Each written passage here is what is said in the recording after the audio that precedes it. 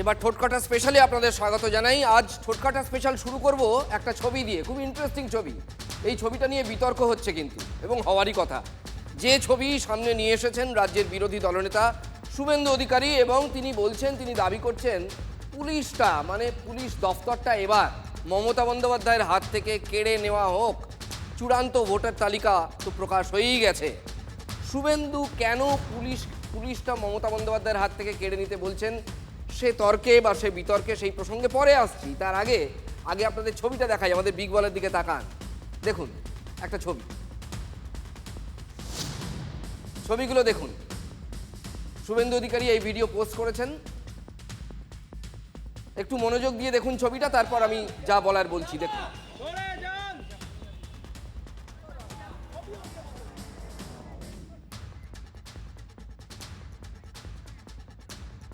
সাদা গাড়ি থেকে নামা ব্যক্তিকে, এটা নিশ্চয়ই নতুন করে পরিচয় করিয়ে দেওয়ার দরকার নেই। তিনি রাজীব কুমার, রাজ্য পুলিশের প্রাক্তন সর্বময় কর্তা, অবশ্যই অবসরপ্রাপ্ত, রাজ্যের সদ্য প্রাক্তন ডিজি। আশা করি চিনতে আপনাদের কারো ভুল হয়।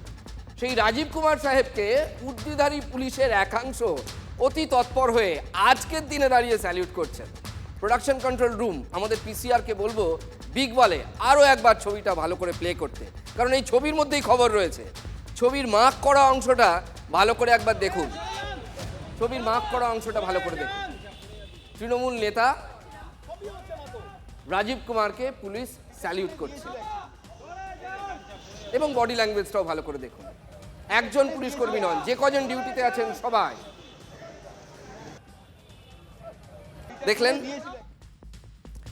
দেখছেন রাজীব কুমারকে স্যালিউট করার ধুমটা। দেখুন বিতর্ক যে কোথায় এবং কেন বাজছে, এটা নিশ্চয়ই আমার ব্যাখ্যা করে বলে দেওয়ার আর কোনো প্রয়োজনীয়তা নেই। রাজীব কুমার এখন আর পুলিশ কর্তা নন, তিনি কদিন আগেই অবসর নিয়েছেন। তিনি এখন তৃণমূলের নেতা। রাজ্যসভায় কদিন পরেই তিনি শপথ নেবেন।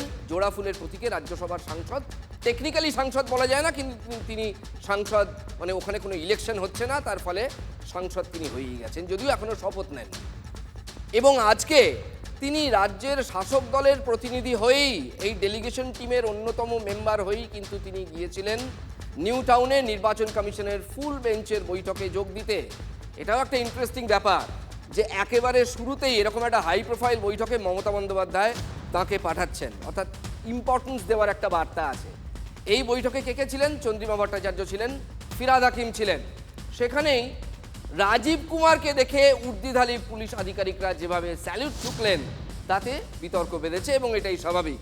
কর্তব্যরত পুলিশ আধিকারিকরা তারা কি জাস্ট ভুলে গেছেন যে রাজীববাবু এখন রাজ্য পুলিশের সর্বময় কর্তা নন, এবং তিনি পুলিশেই নেই, তিনি এখন অবসরপ্রাপ্ত।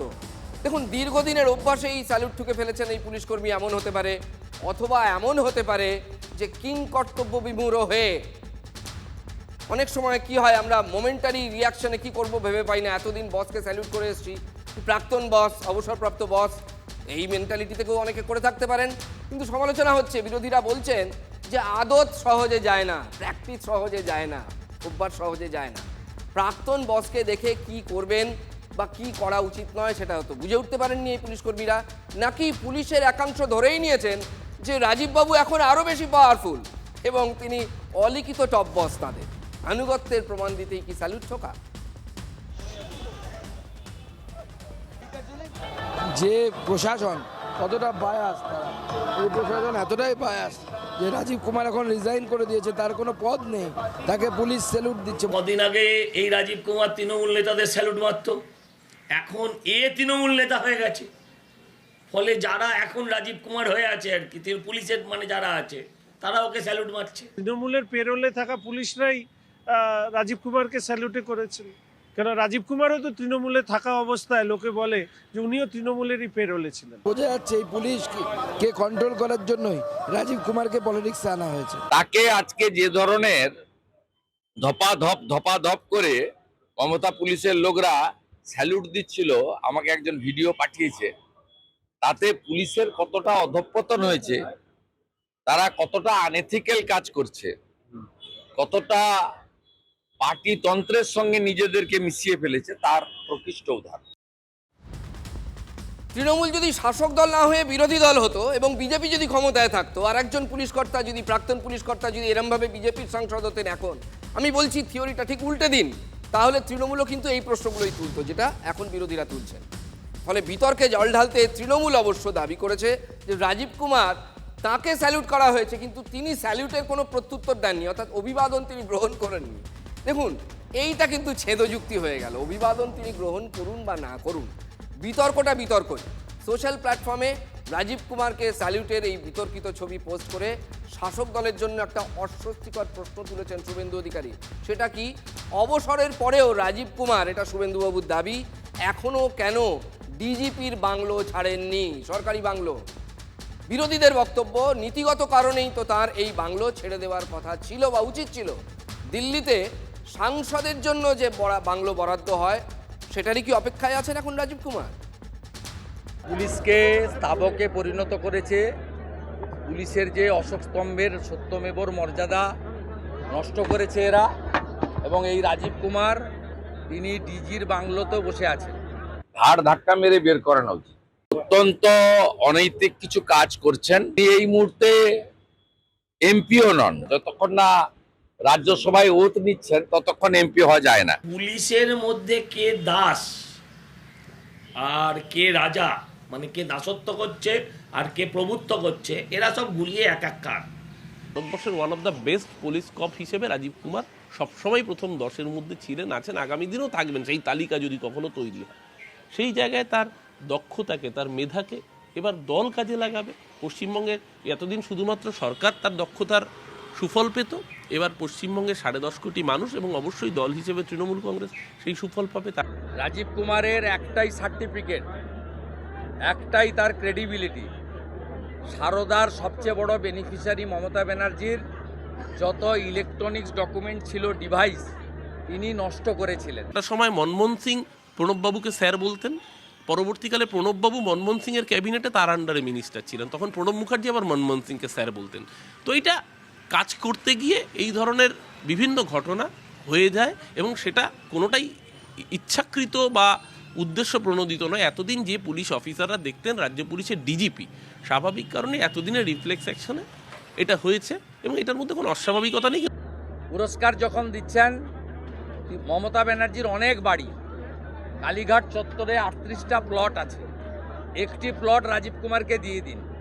কিন্তু ডিজিপির বাংলো আর ডিজিপির সময় তিনি যে স্যালুট পেয়ে যে মর্যাদায় ছিলেন, সেই মর্যাদাটা দয়া করে তার পুলিশকে দিয়ে দেওয়াবেন না। থ্যাঙ্কস টু রাজীব কুমার, তিনি সেই সম্মান রাখতে জানেন, তিনি সেই অভিবাদন গ্রহণ করেননি। তিনি পুলিশদেরও বলেছেন যে না, আমি এখন প্রাক্তন, আমি নির্বাচন প্রাক্তন পুলিশ কর্তা, অবসরপ্রাপ্ত পুলিশ কর্তার প্রতি যদি পুলিশের যারা এখনো সার্ভিসে রয়েছেন তাদের এমন আনুগত্য প্রকাশ্যে হয়, স্যালিউট ঠুকে তারা যদি ইয়েস বস এইরকম আচরণ করেন, তাহলে তার প্রতি যিনি এখন শাসকের লোক সরাসরি, সেই পুলিশ দিয়ে ভোট হলে বিজেপি বা বিরোধী দল কি করে আস্থা দেখাতে পারে বলুন তো? পুলিশ প্রশাসন, শাসক দল সব মিলেমিশে একাকার হয়ে যাচ্ছে, বিরোধীরা তাই বলছেন, সাধারণ মানুষের একটা অংশ তাই বলে। বিজেপি নতুন করে এই পুরনো স্লোগানে আবার ধার দিতে বা শান দিতে নেমে পড়েছে। পুলিশ তুমি উর্দি ছাড়ো, শাসকের ঝান্ডা ধরো। সরাসরি নির্বাচনের ফুল টিম, মানে নির্বাচন কমিশনের ফুল টিম এখন কলকাতায় এক ধাপ এগিয়ে। শুভেন্দু অধিকারী দাবি করেছেন মমতা বন্দ্যোপাধ্যায়ের হাত থেকে এবার পুলিশ দফতরটা কেড়ে নেওয়া হোক। ফাইনাল ভোটার লিস্ট বেরিয়ে গেছে, আমরা চাই ইমিডিয়েট ভোট ঘোষণা হোক এবং মমতার কাছ থেকে পুলিশটা নিয়ে নেওয়া হোক। DG, chief secretary, home secretary, সব এসপি বদলে দেওয়া হোক। দেখুন, ভোটের সময় এমনিতেই রাজ্যের পুলিশ প্রশাসন কমিশনের আন্ডারেই কাজ করে, এটাই আমাদের সংবিধানের নিয়ম, সেটাই লেখা আছে। কিন্তু সেটা একটা নির্দিষ্ট সনতারিখ থেকে শুরু হয়। ইলেকশন কমিশন যতক্ষণ পর্যন্ত না ভোট ঘোষণা না করছে তার আগে সেটা হয় না। কমিশন চাইলেই যে কোনো সময় যে কোনো পুলিশ কর্তাকে সরিয়ে দিতে পারে, স্পেশালি যখন ওই ভোট ঘোষণাটা হয়ে যায়, নোটিস পিরিয়ড যখন থাকে। আজ নির্বাচনের প্রস্তুতি বৈঠকে কমিশন কি করতে পারে? জ্ঞানেশ কুমার, যিনি সর্বোচ্চ ব্যক্তি নির্বাচন কমিশনের, তিনি রাজ্য পুলিশের এবং রাজ্য প্রশাসনের আধিকারিকদের একেবারে আকারে প্রকারে সরাসরি বুঝিয়ে দিয়েছেন। ডিএম থেকে এসপি, রাজ্যের যারা টপ অফিসিয়ালস আর কি, জেলার যারা কর্তা জেলা প্রশাসনের, তাদেরকে তিনি আজকে ধমক দিয়েছেন, হুঁশিয়ারি দিয়েছেন জ্ঞানেশ কুমার শুরুই করেছিলেন আজকে বৈঠকে তার যেটা স্টার্টিং স্পিচ, সেখানে যে বাংলায় এত ভোটে হিংসা হয় কেন। শুনুন কি কি বলেছেন জ্ঞানেশ কুমার। অন্যান্য রাজ্যের সঙ্গে তুলনা করেছেন। অন্য কোনো রাজ্যে ভোটে এত হিংসা দেখা যায় না, ভোটের সময় বাংলায় এত হিংসা হয় কেন। সব রাজনৈতিক দলের ভোট, সব রাজনৈতিক দল বাংলায় মানে যারা যারা দেখা করতে এসেছিল তারা ভোটে হিংসা নিয়ে অভিযোগ করেছে। এবারের ভোটে এসব কিন্তু চলবে না। আপনি জেলা শাসক হন বা পুলিশ কমিশনার হন বা এসপি হন, যেই হন, গাফিলতি যদি ধরা পড়ে তাহলে আপনাকে রেয়াত করা হবে না। এই ল্যাঙ্গুয়েজে সূত্রের খবর তিনি আজকে হুঁশিয়ারি দিয়েছেন সমস্ত পুলিশ কর্তা এবং জেলার যারা প্রশাসনিক কর্তা তাদের। খবর আরও আছে এই সংক্রান্ত। নারকোটিক অ্যাডভাইজারি বোর্ড নেই কেন, এরকম একটা প্রশ্ন আছে জ্ঞানেশ কুমার করেছিলেন।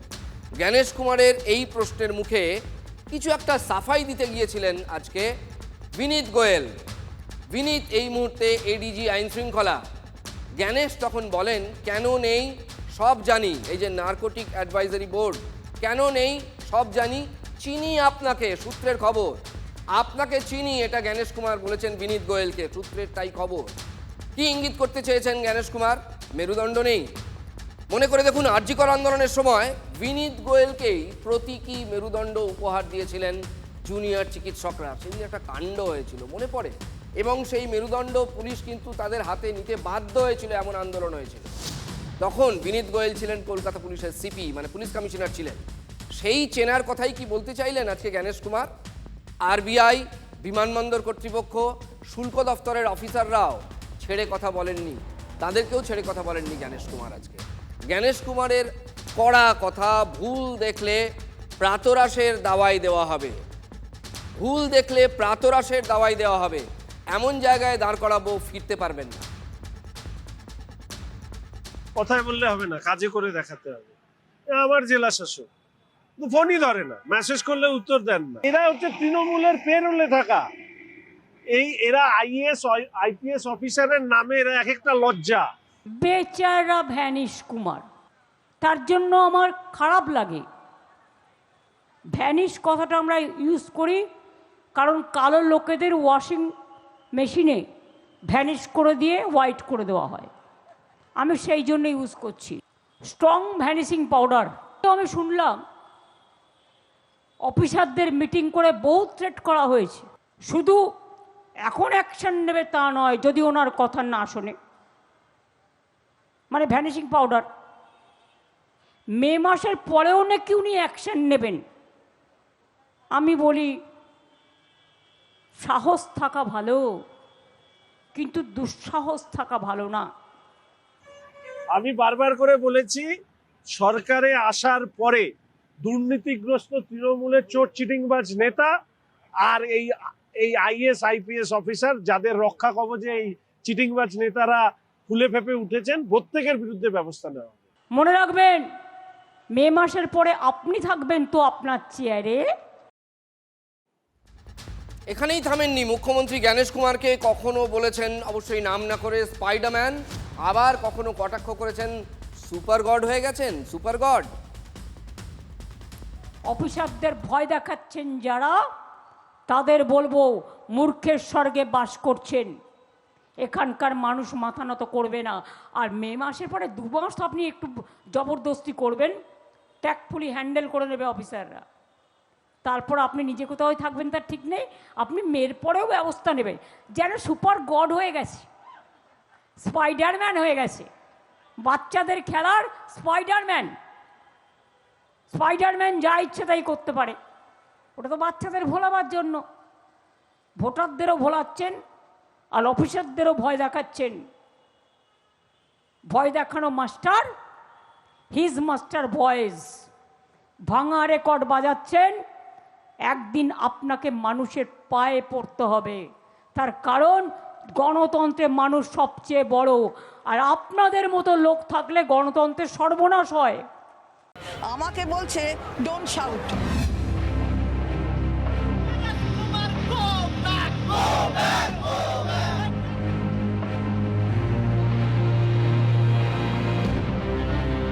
আরে আমার গলার জোর আছে, আমি তো শাউট করে ওনাকে অপমান করার কিছু বলিনি, প্রসঙ্গে উঠেছে। কোনো প্রসঙ্গ নয়, আমার পয়েন্টস প্লেস করছি, তাতে উনি বলছেন ডোন্ট শাউট।